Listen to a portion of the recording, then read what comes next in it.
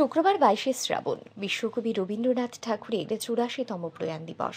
এই উপলক্ষে সারা দেশের সাথে রাজ্যেও বিভিন্ন অনুষ্ঠানের আয়োজন করা হয়।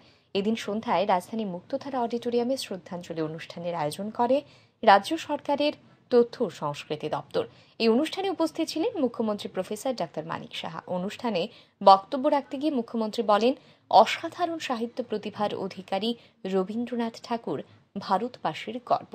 তার শারীরিক মৃত্যু হয়েছে ঠিকই, কিন্তু তিনি আমাদের কাছে আজও জীবিত। আমাদের প্রতিটি ক্ষেত্রেই ওনার অবদান অনুভূত। মুখ্যমন্ত্রী বলেন, বিশ্বকবি রবীন্দ্রনাথ ঠাকুর আমাদের প্রতিটি ক্ষেত্রে ধ্রুব তারার মতো বিরাজমান। ওনাকে সামনে রেখে বাঙালিরা তো বটেই, গোটা পৃথিবীর মানুষ সামনের দিকে এগিয়ে চলছে।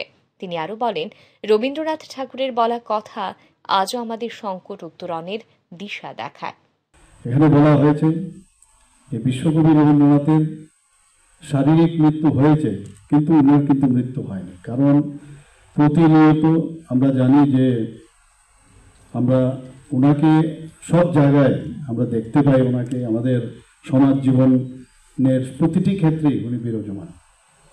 কাজে ওনাকে যদি আমরা মনে করি যে উনি চলে গেছেন, তাহলে ভুল হবে।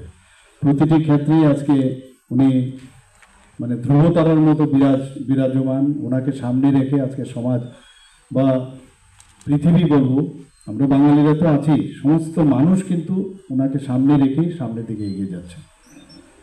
আমরা জানি যে ওনার যে চিন্তা চেতনা এবং যে সংস্কৃতি, সমাজ জীবন ও দেশপ্রেম, সেগুলো কিন্তু সব কিছুই রবীন্দ্রনাথ জড়িয়ে আছে। ওনার যে সাহিত্য, দর্শন ও চিন্তা ভাবনা সবসময় আমাদের যখনই কোনো সংকটের অবস্থা দাঁড়ায়, তখন ওনাকে স্মরণ করে, ওনার সম্পর্কে যখন আমরা জানি, উনি যে কথাগুলো উনি রেখেছেন সাহিত্যের মধ্যে, তার মধ্যে কিন্তু আমরা উত্তরণের যে দিশা, সেটা কিন্তু আমরা দেখতে পাই। অনুষ্ঠানে অন্যান্যদের মধ্যে উপস্থিত ছিলেন তথ্য ও সংস্কৃতি দপ্তরের সচিব ডক্টর প্রদীপ কুমার চক্রবর্তী, রাজ্যভিত্তিক সাংস্কৃতিক উপদেষ্টা কমিটির ভাইস চেয়ারম্যান সুব্রত চক্রবর্তী, দপ্তরের অধিকর্তা বিম্বিসার ভট্টাচার্য সহ অন্যান্যরা। এই অনুষ্ঠানে তথ্য ও সংস্কৃতি দপ্তরের শিল্পীরা সাংস্কৃতিক অনুষ্ঠান পরিবেশন করেন। ব্যুরো রিপোর্ট, আর ই নিউজ।